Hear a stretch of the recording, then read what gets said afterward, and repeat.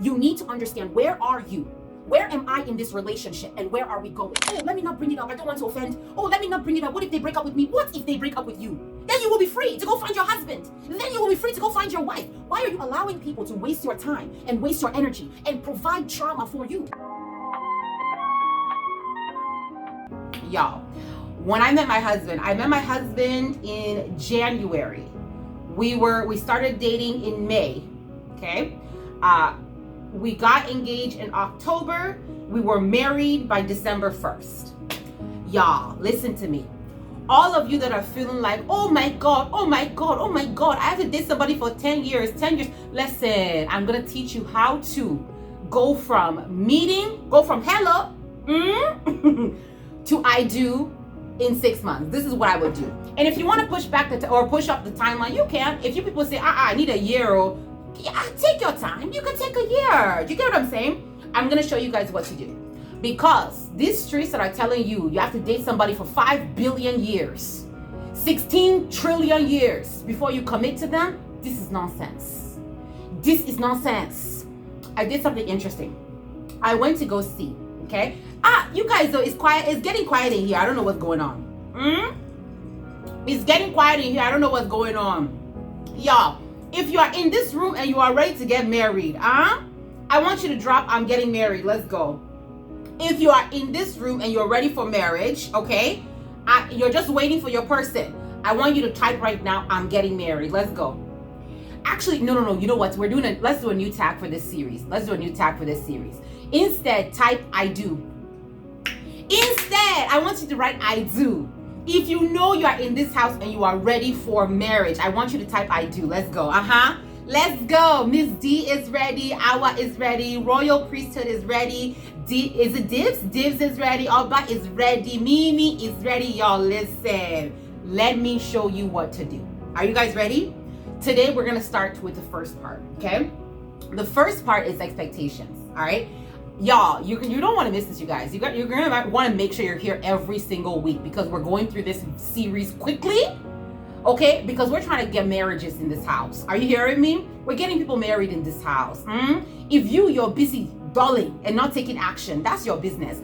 But I'm going to show you practically, step by step, what to do, what to say, what to ask. Are you hearing me? I'm showing you everything. The first thing, okay? I'm going to tell you I'm getting comfortable. I'm going to tell you the series, okay? This is the timeline of a relationship, okay? So many of you, and too many of you, do not understand the timeline of a relationship. You don't think that there's a timeline to a relationship. So you're sitting there and you're staring at each other for 5 years. You don't know where you should be going.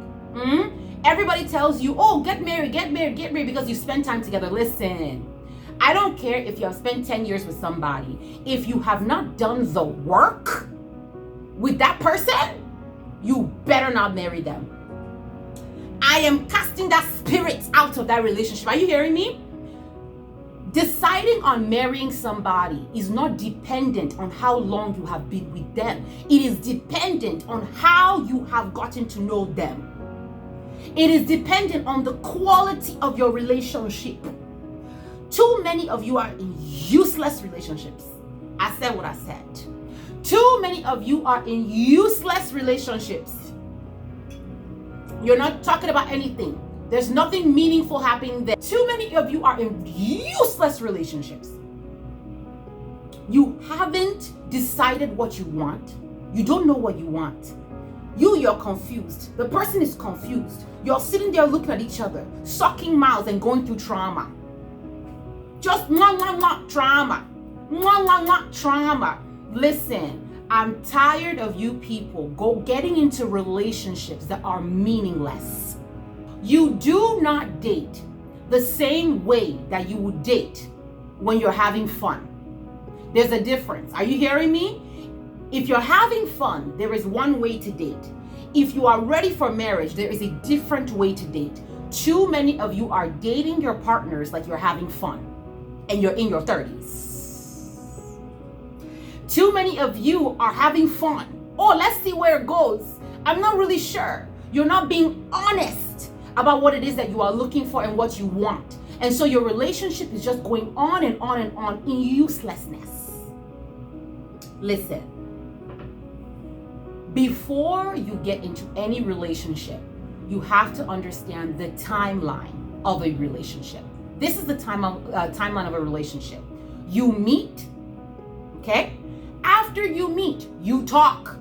The dreaded talking stage, okay? You meet. After meeting, you talk in talking stage. Talking stage is 21 days, not a day longer. After talking stage, hi Dorcas. After talking stage, you begin to court. This is the stage in which you get to know each other deep enough. This is the stage where you get to know each other deep enough to decide if this is the person you're marrying. Deciding if you can marry that person does not happen when you are engaged.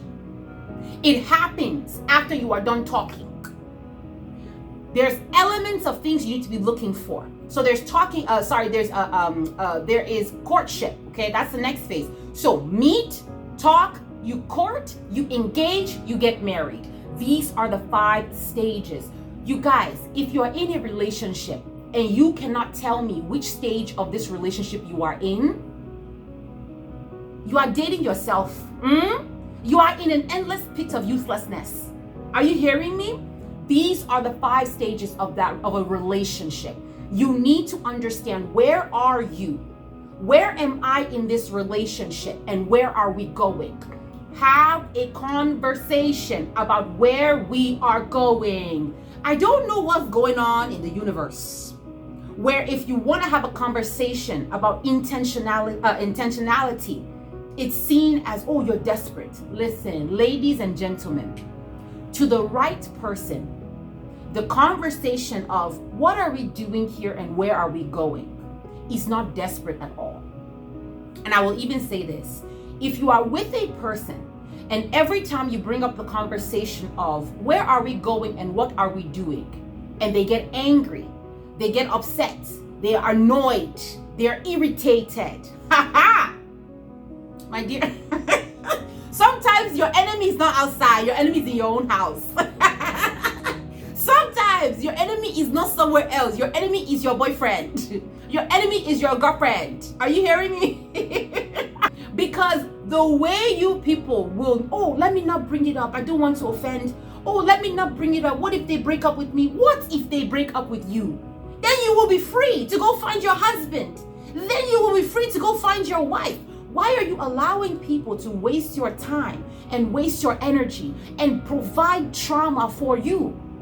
Listen, dating is not for you to be sitting down and just, oh, let me play around. So many of you, because you are dating when you are not ready, you are damaging yourself and you are damaging other people. Y'all, when you use something out of the purpose that it was created, you misuse that. Okay, I have tape, okay? I have tape here. If I don't understand what this tape is for, I will take this tape. Oh my God, look, this is such a nice bracelet. Oh wow, I love it as a bracelet. I will misuse this tape because I don't understand what the tape is for. Too many of you are being misused and you are misusing each other because you don't know what you're for. Too many of you are misusing relationships because you don't know what relationships are for. Too many of you are misusing dating because you don't understand what dating is for. Dating is not for you to sit down and look at each other and play games. It's the reason why you now are at 32 years old. You cannot trust men because you've been taking your 2 legs inside of stupid relationships you never should have been in. Dating is not for fun. Dating is for marriage. Dating is not for uselessness. Dating is for marriage. Dating is not for you to be sitting down catching diseases. Dating is for marriage. Dating is not for you to become a baby moms. Are you hearing me? Dating is for marriage. When you use dating outside of the purpose that it was created, you end up with trauma. Hey God, these people. You end up with trauma. It's the reason why so many people are so traumatized. Because you're putting yourself in situations you should not be in. Because number one, you are not ready. And you are dating people that are not ready. Listen, I was telling somebody the other day, you might have the best intentions. It doesn't mean you're a wicked person. Because all of you think, oh, the person's really wicked. The person's really wicked. No. Even good people can create pain. Even good people can create trauma and pain. Are you hearing me? Even good people can create trauma and pain. Listen, I was talking to somebody the other day, and what I was telling them is this: if you have not decided what you want in a relationship, leave that person alone. There was a gentleman that was telling me, he said, I love this girl. This girl, I believe one day she will be my wife. I'm just not ready. I said, okay. Is she ready? Yes, she's ready. She's talking about it all the time. I'm not ready. I think she's my wife. I'm not ready. So I said, okay, when will you be ready? He's like, I need 5 years. I'm going to be ready in 5 years. Listen, I told this man, I said, sir, you let that girl go, and then you stay by yourself and you work on whatever it is that you need to work on, but you leave that girl alone. Because even though your intention is good, when somebody says, I want marriage and I want family, and then you now say, I need 5 years, I need 10 years, I need 7 years, I need this, to become the person that they deserve. Oh my God, I've been hearing this everywhere. Child, the way this thing makes my blood boil. They say, this is what they say, I'm not the person you deserve yet. Then let them go until you become the person they deserve. And when you become the person that they deserve, you now go and check if they are still available. It's painful. That is not love. It's not love to hold on to somebody even though you know you are violating them. Oh my God, somebody, please, I need you to put an ice block emoji. We need to cool down. When you are in a relationship and you understand that someone in that relationship desires things that you don't desire. They want to go places that you don't want to go. They want a life that you do not want. You have to let them go. It is the height of selfishness. It is the height of selfishness for you to hold on to a person when you know you are not ready. Release that person and allow them to find who is ready to love them the way they deserve to be loved. A person that is ready to commit to them the way they want to be committed to. A person that can see them the way they want to be seen. A person that can love them the way that God intended for them to be loved.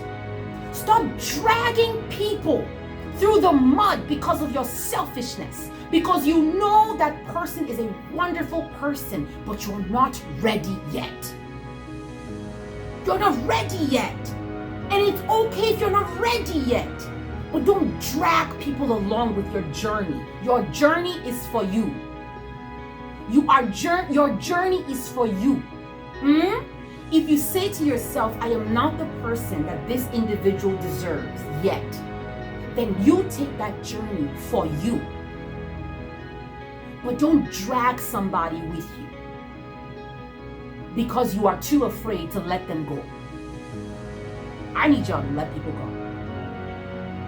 Let people go. What manner of bondage?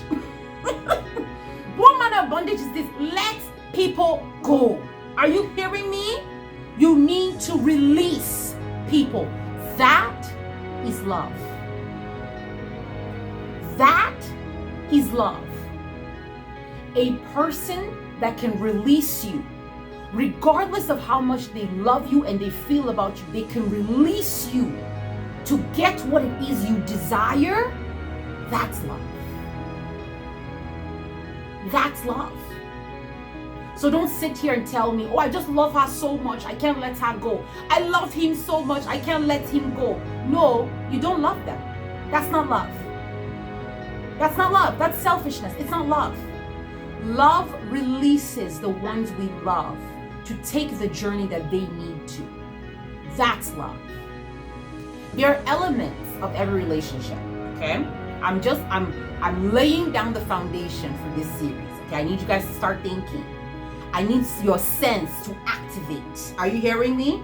I don't want you guys to just be just going to and fro into nonsense. I want you to start becoming intentional about your relationships. Being intentional about your relationship is not just about, oh, I've made a list.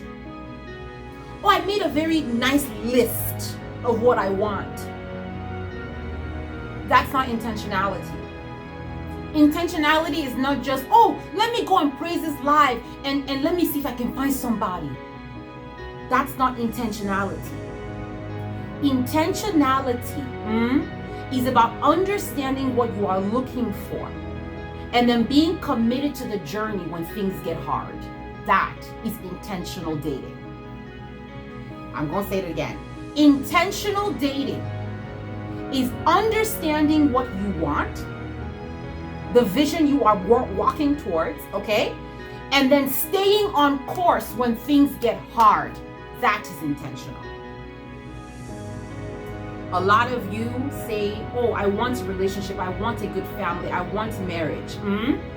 And then one small thing happens. You see? This is why I hate this man. You see?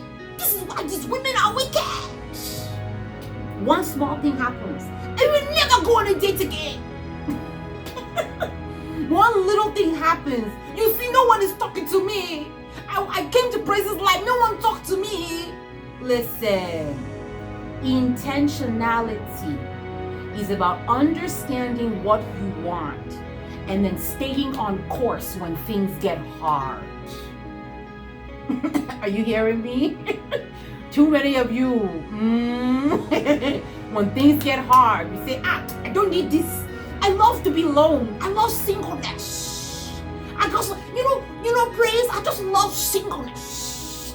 You guys, it takes patience and perseverance. That's what it takes. The dating process, the intentional dating process was created to prepare you for marriage. Because that persistence, the dedication, the patience that you have to employ when you are dating intentionally is the same patience, diligence, kindness, and warmth that you have to exhibit in marriage for it to work. Marriage is not a destination. Marriage is the beginning of your journey. The race is only beginning. So all you're doing when you're dating intentionally, all you're doing is like when you're about to enter a race. Dating is you packing your bag so that you are ready. It's you stretching your legs so that you're ready to run the race. You haven't even started the race. You haven't started. You haven't started the race. Are you hearing me? You haven't started the race. Are you listening?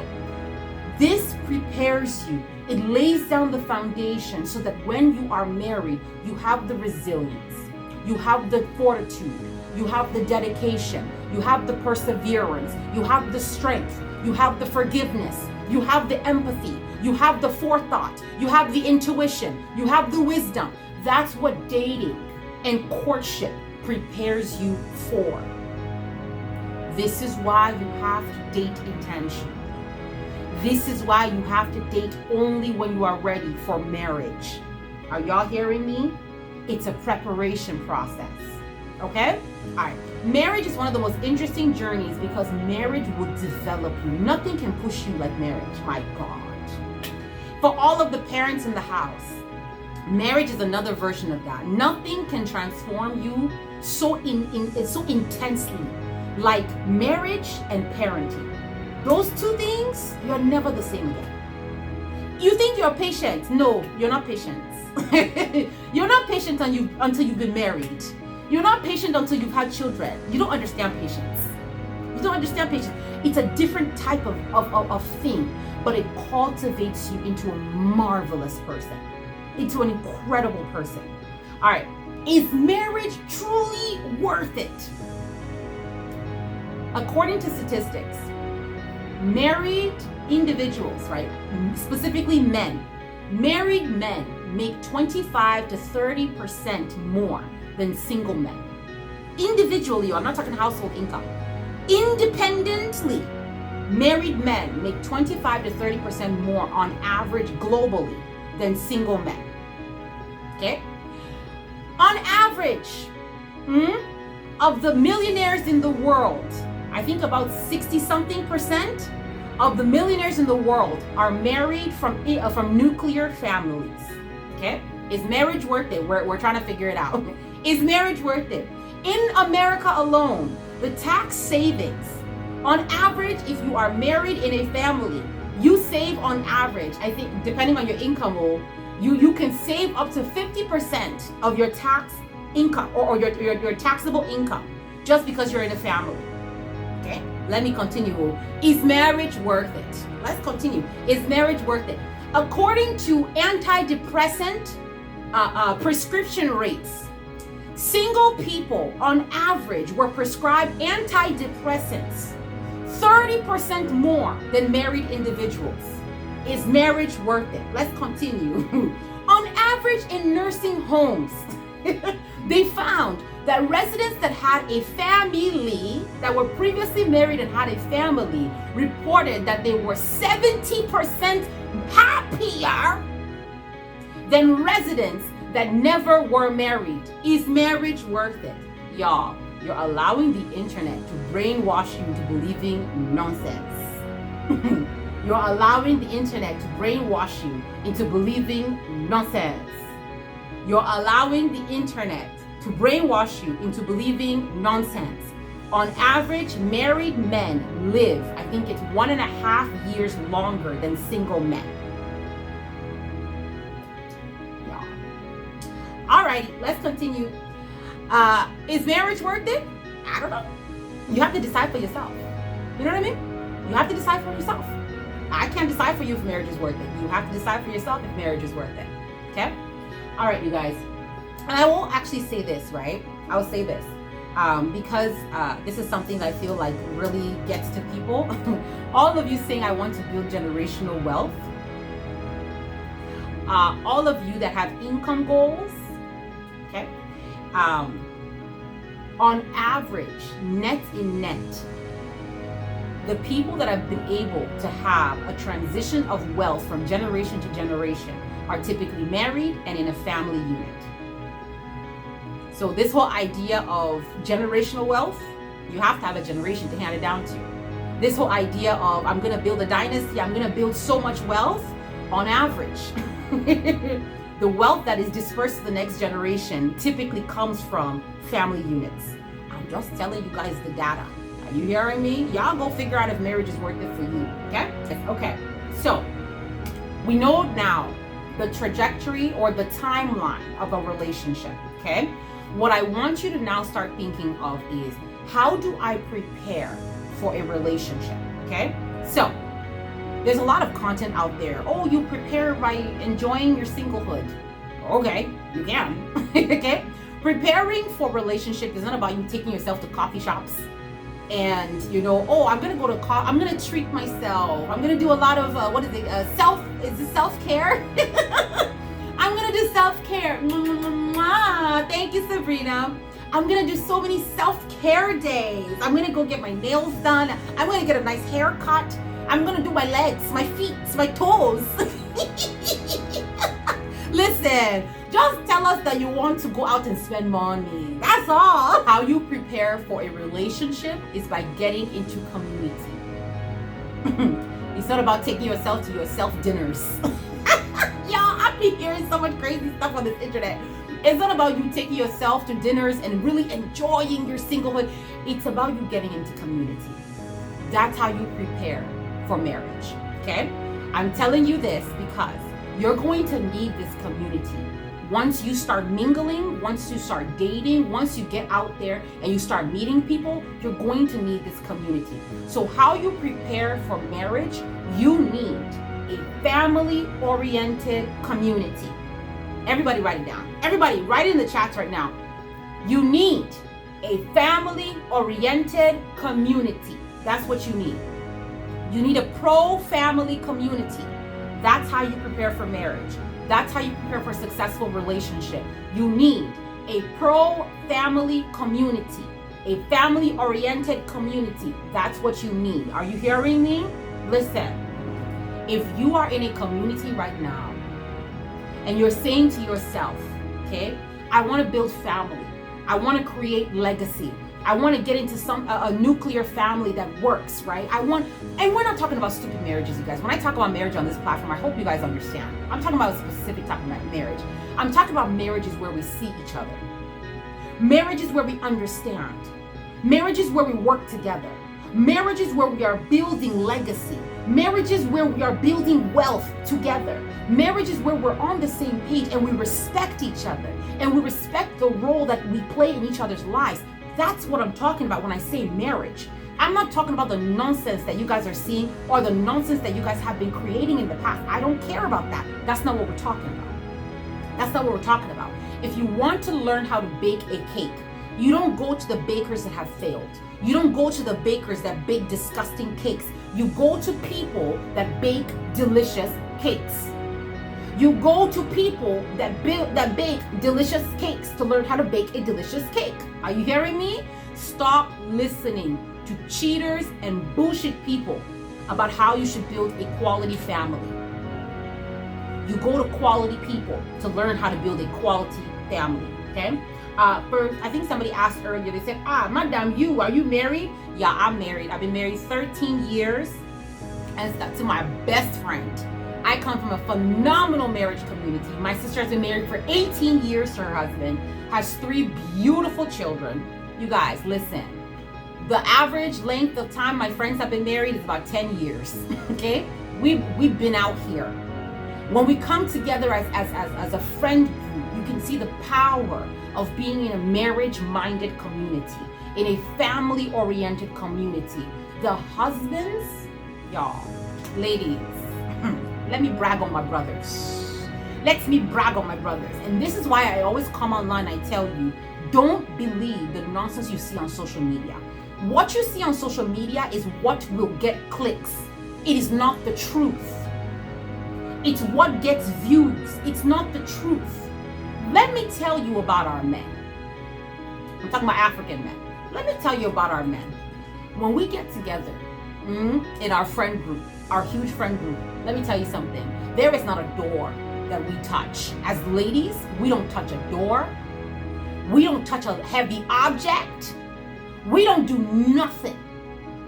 These men, every door is open. Every table is moved. If anything needs to be lifted and shifted, we say, excuse me, come, help me. And they come and they do what they're supposed to do. Are you hearing me?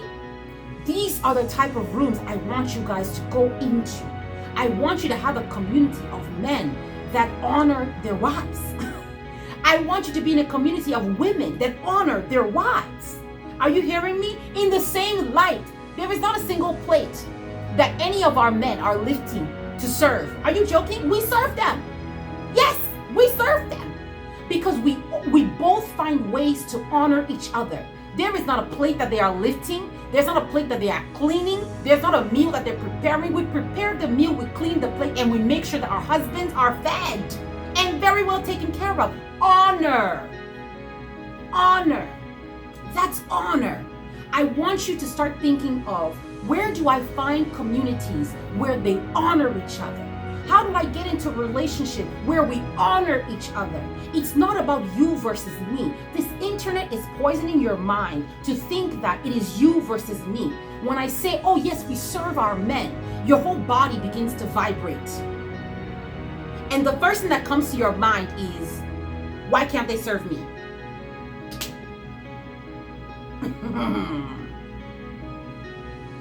When I talk about the women sit down and the men do for us, the first thing that comes to your heart is, why can't the woman get up and do it?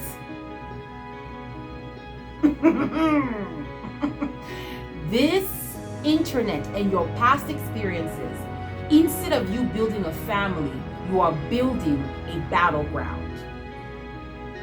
Too many of you, instead of building a family, you are building a battleground. Marriage is about service. We serve each other wholeheartedly. We serve each other wholeheartedly. That's marriage. That's family. Everybody in the family does everything possible to make sure that the family works. Everybody in the household does everything possible to make sure that the family works. Y'all, all these stupid mindsets that have created toxic mentalities within you, I rebuke it. I will break that thing out of you. Don't worry. The trauma that has led you to fight each other instead of for you to honor each other. I'm going to say that again. The trauma that has propelled you to fight instead of for you to come together.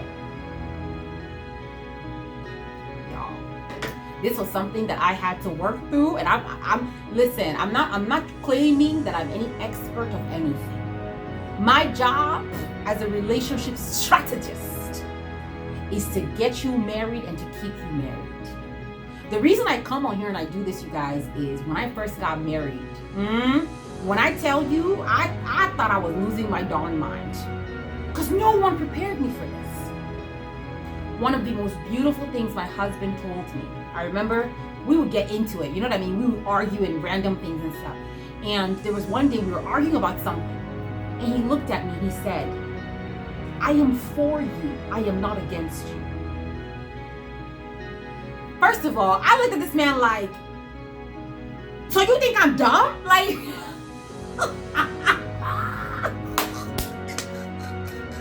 you guys, I didn't say I was perfect. I didn't say I was perfect, you guys. I looked at this man like, so you think I'm dumb? Like, you think I don't know you're for me?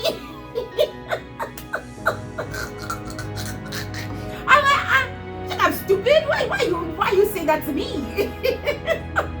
I had to walk away later and like, what is he talking about? Why does he keep saying that to me? All my life, I was taught to compete. All my life, I was taught to, it's me versus you. All my life, I was taught that you have to be careful because you don't understand people's intentions.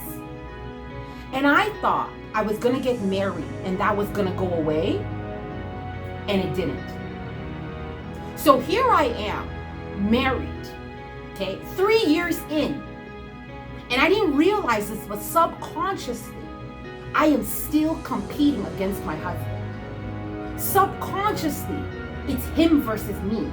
Subconsciously, I'm still looking at the corner of my eye to like see what his intentions are. Can I trust him? What are his intentions for me? You don't want to say too much because you don't know people.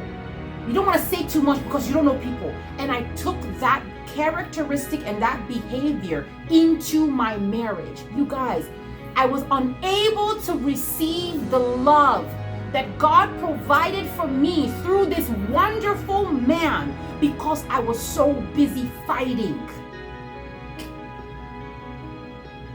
Too many of you are so busy fighting. Too many of you are so busy fighting. You are so busy fighting that you cannot see the love that stares you in the face. You're so busy fighting that you cannot understand that people are for you and they want the best for you and they love you. You are so busy fighting. You are fighting. And he said, fighting what? You are fighting everything. You're fighting everything because your mentality is built on you versus me. You versus me. When we see somebody, it's a very, very African thing. When we see somebody, the first thing we're thinking of is we're looking at them to see, what are their intentions? And you look, and you look. And African ladies, let me say this to you, right? Because we've been taught this thing by our mothers so much. It is terrible. African women are amongst the most difficult women to bring down their walls. Y'all, listen. I have employed Africans most of my adult life. I have worked exclusively with Africans. I've been on here and talked to over 500,000 Africans. Listen when I tell you guys, African women, my ladies, I'm talking to you for a reason. African women are amongst the most difficult women to bring down your walls. Because we were so indoctrinated into the belief that those walls make us valuable. We've been taught, you don't just let any guy talk to you. Make him work. So we have these walls and these walls and these walls and these walls and these walls and these walls and these walls and these walls and these walls. And our culture has justified us having more walls and building more walls and walls and walls and walls and walls and walls and walls and walls to a point where we're so frustrated now because you're saying, oh, our men don't like us. Oh, da da da da. That's not what's happening at all. It's hard to get to know you. And I'm telling you guys that because I love you. It's very difficult to get to know you. Even me, I love you people. I love my African sisters. When I come into an environment, it is so difficult for even me to get to know you because you refuse to share yourself. We've been taught not to share ourselves. We've been taught that before a person can get to know me, they have to deserve and earn my presence. No, it is wrong. It's wrong. Ladies, it's wrong. It's so sad and it makes me so angry because I'm like, now we are in the West and people have the wrong impressions of us as African women. They look at us and they say, oh my God, she's so mean, she's so tough. No, we're not. African women are amongst the softest women that you will ever encounter in this world. We are softies. We're like butter, we melt. Every small thing. We melt. We've been taught to put on a mask and it is not us. We need to stop. You need to stop. Your walls are not keeping out dangerous people. They are locking and imprisoning you in. You need to stop. Oh, my sisters, I'm pleading with you, please, I beg. Please. You need to get out of your comfort zone. You need to allow people to see who you are. You need people to know you're soft. All of you shouting soft life, soft life, soft life, but you're hard. Oh my God. You're shouting soft life. You're getting a nice wig that looks nice. You're dressing feminine, but you're hard. Jesus. You need to allow people to see who you are. You need to allow people to know that you are soft. You were taught that if people see that you are soft, they will take advantage of it, and it's wrong. What happens is you just become a man. That's the only thing that happens. You become a man. So many of you that are saying, oh my God, men are not men anymore. Men don't take care of you anymore. Men don't do for you anymore. Yes, they do. You've become a man. You have become a man. Because you're trying to protect yourself. So you'll become a man. You've become a man. Literally. Literally. You are doing things that men are supposed to do. When you come into an environment and your immediate go-to is fight. When your immediate go-to is I have walls and I won't let anybody in. You won't allow the people that God has placed in your life to be of service to you will walk past you because they don't know how to serve you. Okay, somebody said, how do I show my softness? Softness is about vulnerability. Okay? Vulnerability is not weakness, it is strength. Oh my God, I'm talking to my ladies. Wait, so men, sit down. Sit down. Let me talk to my girls. My sisters, listen to me. Vulnerability is not a weakness. It is a strength. Kindness is not a weakness. It is a strength. Listen.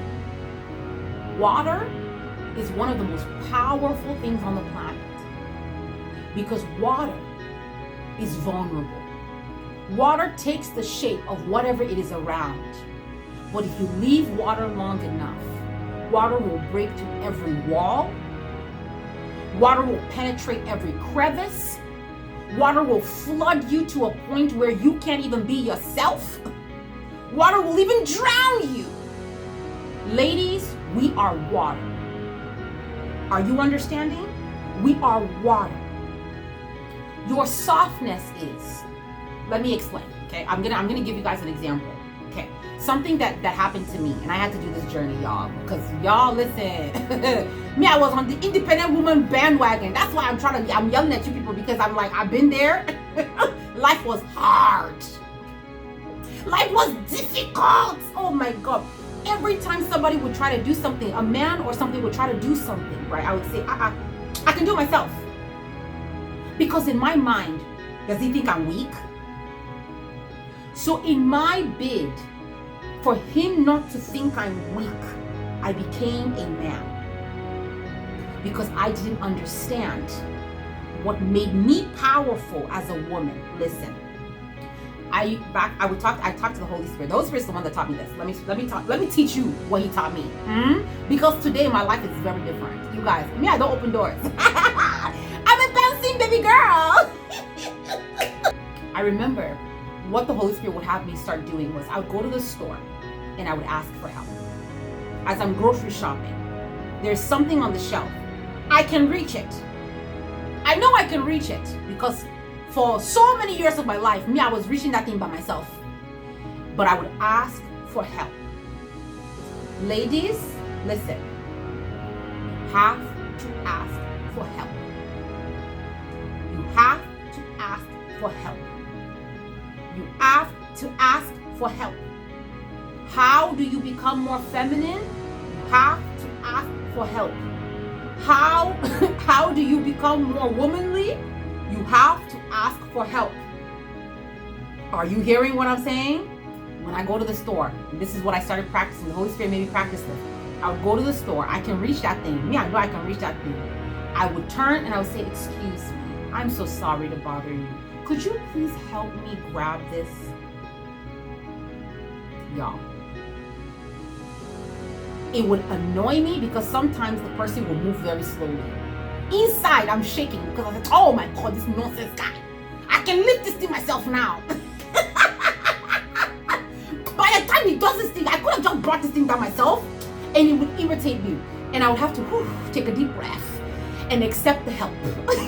Take a deep breath and accept the help. And I had to practice asking for and receiving help. Asking for and receiving help. Asking for and receiving help. It's Rose said, is that not using him? No, it's not using him at all. Because men were created to serve women.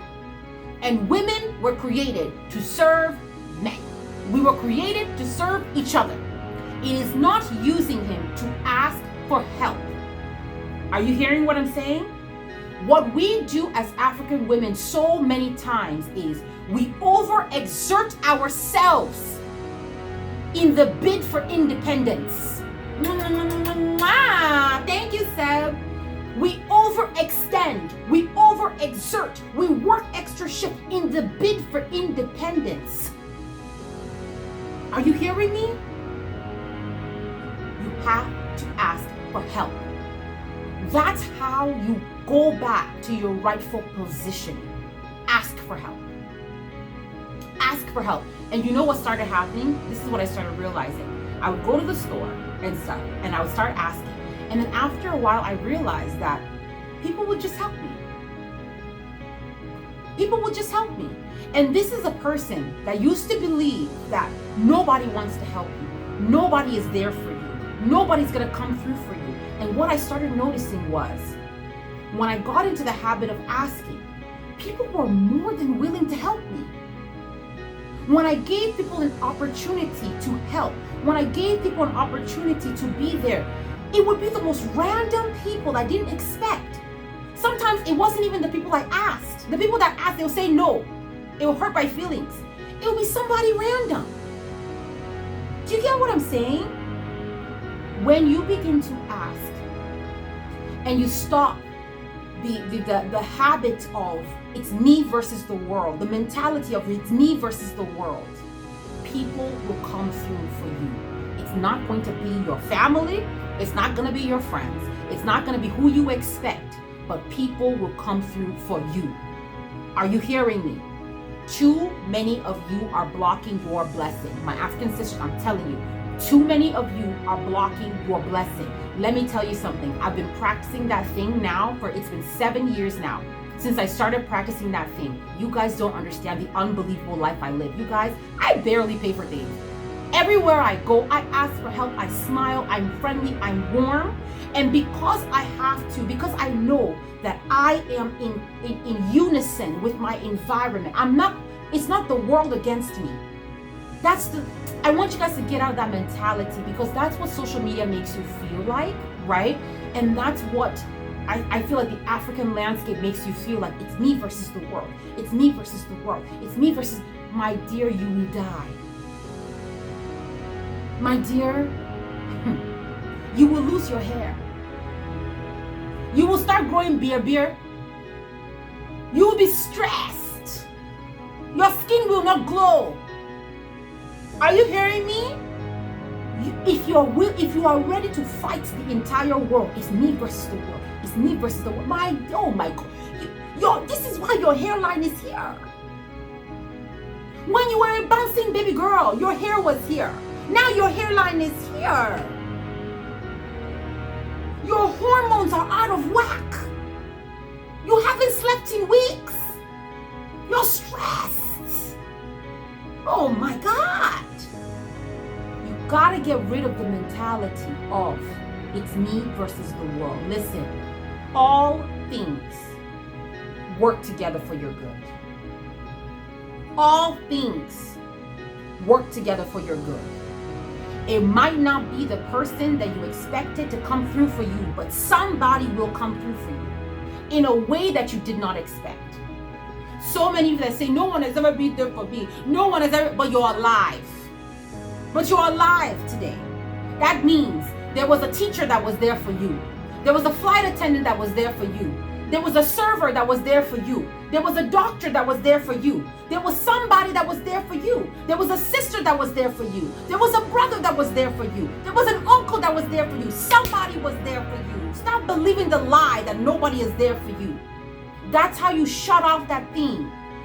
You guys, you're asking, what does this have to do with marriage? What does this have to do? Listen, because you take that mentality into your relationships and you are breaking up good relationships because you're fighting nothing.